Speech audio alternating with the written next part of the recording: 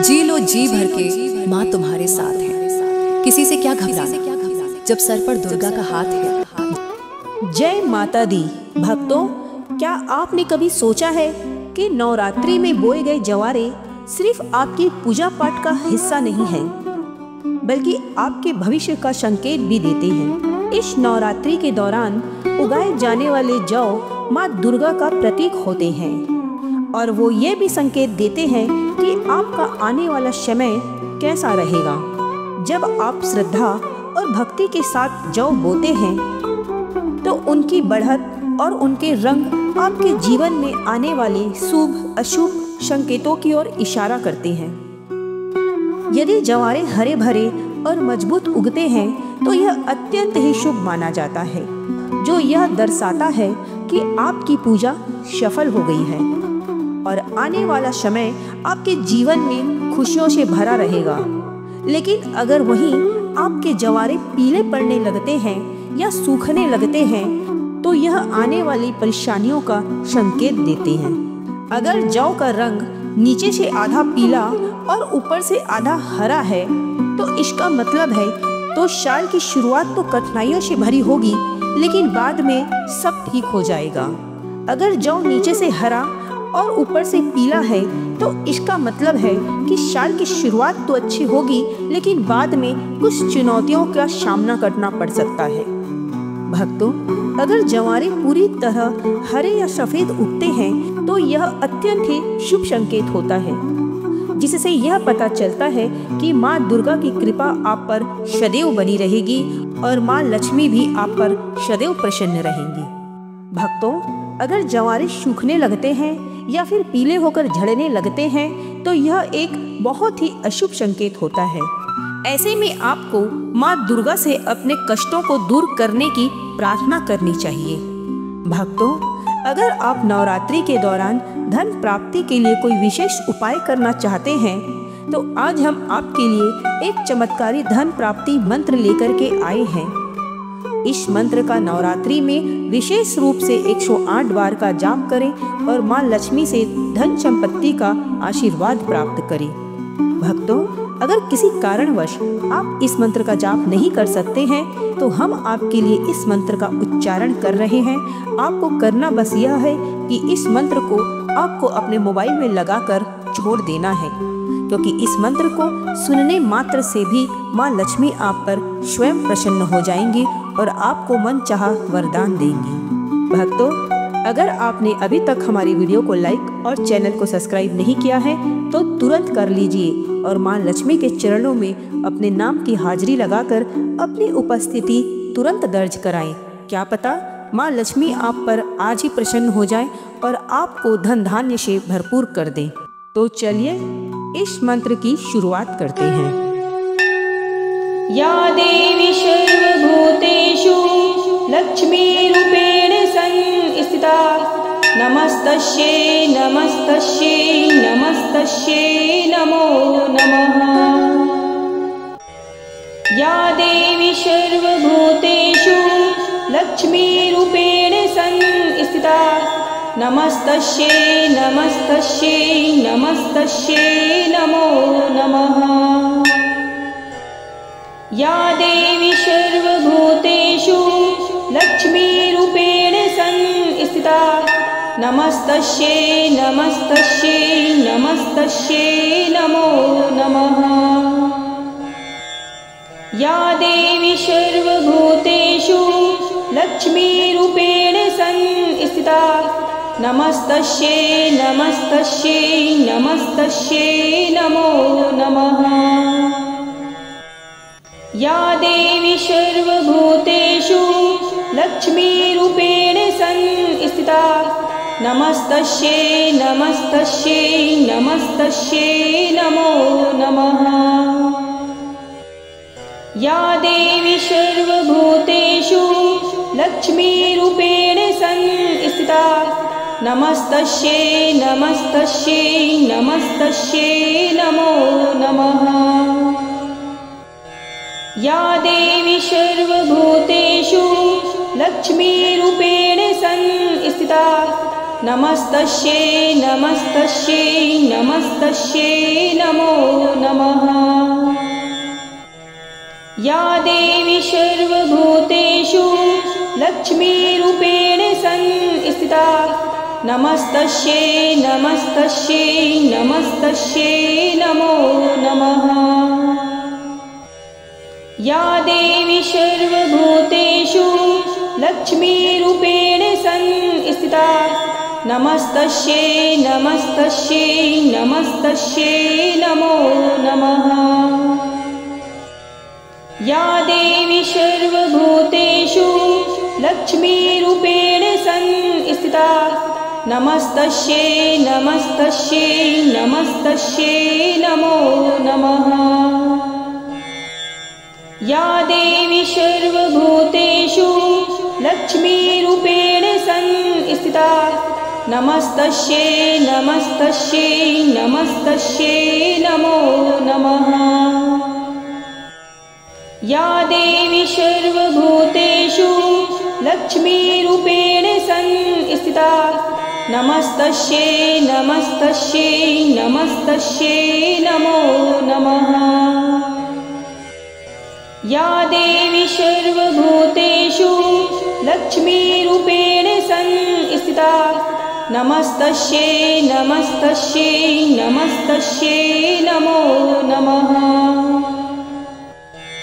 या देवी सर्वभूतेषु लक्ष्मीरूपेण संस्थिता नमस्तस्यै नमस्तस्यै नमस्तस्यै नमो नमः।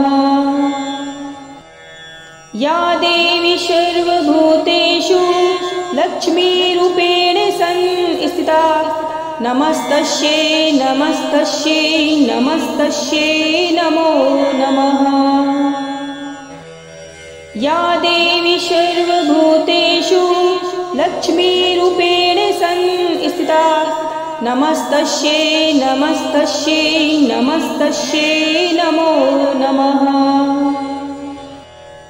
या देवी सर्वभूतेषु लक्ष्मीरूपेण संस्थिता नमस्तस्यै नमस्तस्यै नमस्तस्यै नमो नमः। या देवी सर्वभूतेषु लक्ष्मीरूपेण संस्थिता नमस्तस्यै नमस्तस्यै नमस्तस्यै नमो नमः। या देवी सर्वभूतेषु लक्ष्मीरूपेण संस्थिता नमस्तस्यै नमस्तस्यै नमस्तस्यै नमो नमः। या देवी सर्वभूतेषु लक्ष्मीरूपेण संस्थिता नमस्तस्यै नमस्तस्यै नमस्तस्यै नमो नमः। या देवी सर्वभूतेषु लक्ष्मीरूपेण संस्थिता नमस्तस्यै नमस्तस्यै नमस्तस्यै नमो नमः। या देवी सर्वभूतेषु लक्ष्मीरूपेण संस्थिता नमस्तस्यै नमस्तस्यै नमस्तस्यै नमो नमः। या देवी सर्वभूतेषु लक्ष्मीरूपेण संस्थिता नमस्तस्यै नमस्तस्यै नमस्तस्यै नमो नमः। या देवी सर्वभूतेषु लक्ष्मीरूपेण संस्थिता नमस्तस्यै नमस्तस्यै नमस्तस्यै नमो नमः। या देवी सर्वभूतेषु लक्ष्मीरूपेण संस्थिता नमस्तस्यै नमस्तस्यै नमस्तस्यै नमो नमः। या देवी सर्वभूतेषु लक्ष्मीरूपेण संस्थिता नमस्तस्यै नमस्तस्यै नमस्तस्यै नमो नमः। या देवी सर्वभूतेषु लक्ष्मीरूपेण संस्थिता नमस्तस्यै नमस्तस्यै नमस्तस्यै नमो नमः। या देवी सर्वभूतेषु लक्ष्मीरूपेण संस्थिता नमस्तस्यै नमस्तस्यै नमस्तस्यै नमो नमः। या देवी सर्वभूतेषु लक्ष्मीरूपेण संस्थिता नमस्तस्यै नमस्तस्यै नमस्तस्यै नमो नमः। या देवी सर्वभूतेषु लक्ष्मीरूपेण संस्थिता नमस्तस्यै नमस्तस्यै नमस्तस्यै नमो नमः। या देवी सर्वभूतेषु लक्ष्मीरूपेण संस्थिता नमस्तस्यै नमस्तस्यै नमस्तस्यै नमो नमः। या देवी सर्वभूतेषु लक्ष्मीरूपेण संस्थिता नमस्तस्यै नमस्तस्यै नमस्तस्यै नमो नमः। या देवी सर्वभूतेषु लक्ष्मीरूपेण संस्थिता नमस्तस्यै नमस्तस्यै नमस्तस्यै नमो नमः। या देवी सर्वभूतेषु लक्ष्मीरूपेण संस्थिता नमस्तस्यै नमस्तस्यै नमस्तस्यै नमो नमः। या देवी सर्वभूतेषु लक्ष्मीरूपेण संस्थिता नमस्तस्यै नमस्तस्यै नमस्तस्यै नमो नमः। या देवी सर्वभूतेषु लक्ष्मीरूपेण संस्थिता नमस्तस्यै नमस्तस्यै नमस्तस्यै नमो नमः। या देवी सर्वभूतेषु लक्ष्मीरूपेण संस्थिता नमस्तस्यै नमस्तस्यै नमस्तस्यै नमो नमः। या देवी सर्वभूतेषु लक्ष्मीरूपेण संस्थिता नमस्तस्यै नमस्तस्यै नमस्तस्यै नमो नमः। या देवी सर्वभूतेषु लक्ष्मीरूपेण संस्थिता नमस्तस्यै नमस्तस्यै नमस्तस्यै नमो नमः। या देवी सर्वभूतेषु लक्ष्मीरूपेण संस्थिता नमस्तस्यै नमस्तस्यै नमस्तस्यै नमो नमः। या देवी सर्वभूतेषु लक्ष्मीरूपेण संस्थिता नमस्तस्यै नमस्तस्यै नमस्तस्यै नमो नमः। या देवी सर्वभूतेषु लक्ष्मीरूपेण संस्थिता नमस्तस्यै नमस्तस्यै नमस्तस्यै नमो नमः। या देवी सर्वभूतेषु लक्ष्मीरूपेण संस्थिता नमस्तस्यै नमस्तस्यै नमस्तस्यै नमो नमः। या देवी सर्वभूतेषु लक्ष्मीरूपेण संस्थिता नमस्तस्यै नमस्तस्यै नमस्तस्यै नमो नमः। या देवी सर्वभूतेषु लक्ष्मीरूपेण संस्थिता नमस्तस्यै नमस्तस्यै नमस्तस्यै नमो नमः। या देवी सर्वभूतेषु लक्ष्मीरूपेण संस्थिता नमस्तस्यै नमस्तस्यै नमस्तस्यै नमो नमः। या देवी सर्वभूतेषु लक्ष्मीरूपेण संस्थिता नमस्तस्यै नमस्तस्यै नमस्तस्यै नमो नमः। या देवी सर्वभूतेषु लक्ष्मीरूपेण संस्थिता नमस्तस्यै नमस्तस्यै नमस्तस्यै नमो नमः। या देवी सर्वभूतेषु लक्ष्मीरूपेण संस्थिता नमस्तस्यै नमस्तस्यै नमस्तस्यै नमो नमः।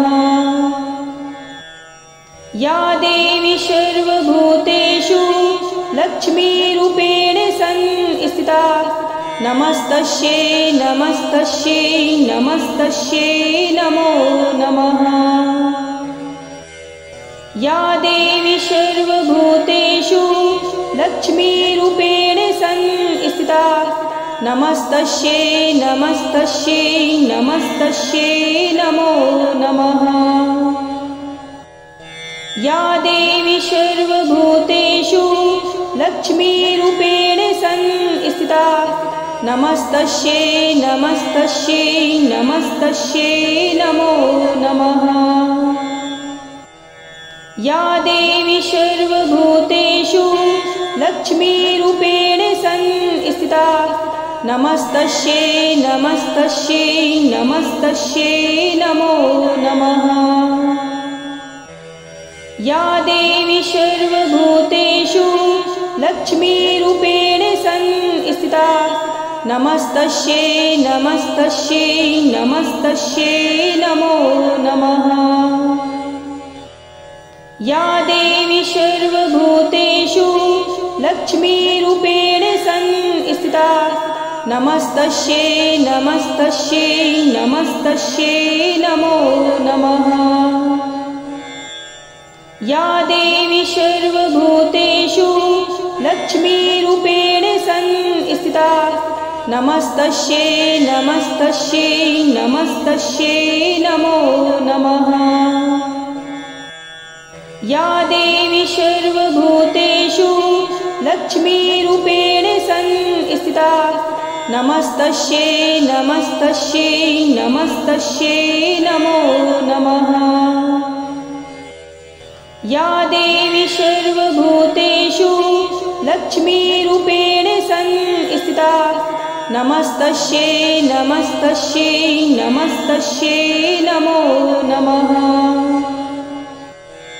या देवी सर्वभूतेषु लक्ष्मीरूपेण संस्थिता नमस्तस्यै नमस्तस्यै नमस्तस्यै नमो नमः।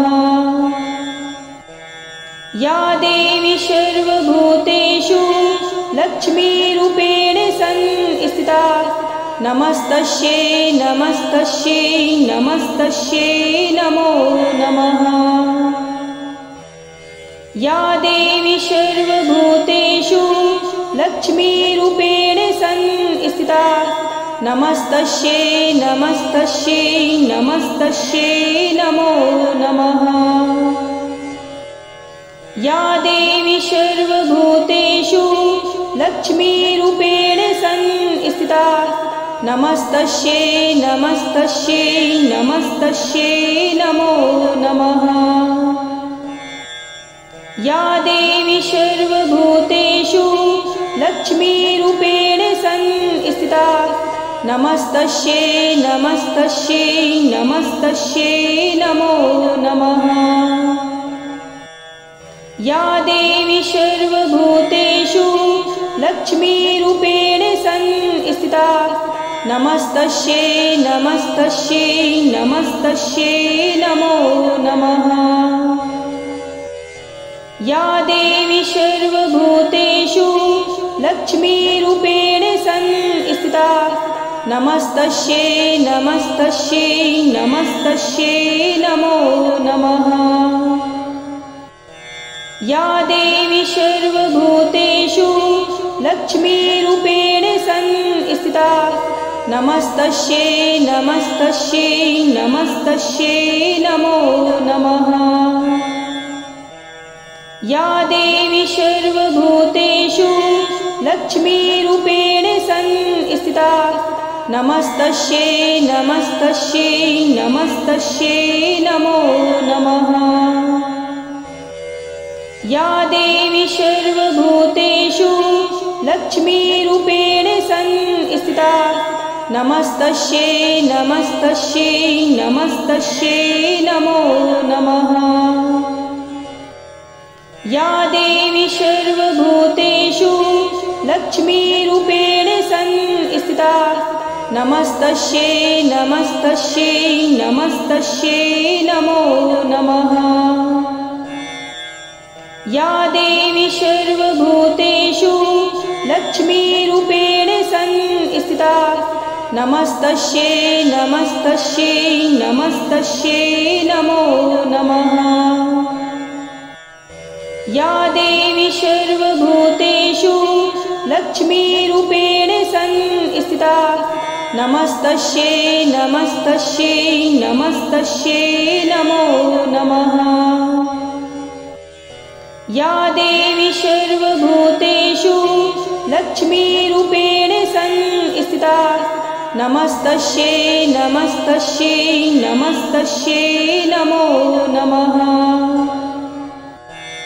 या देवी सर्वभूतेषु लक्ष्मीरूपेण संस्थिता नमस्तस्यै नमस्तस्यै नमस्तस्यै नमो नमः।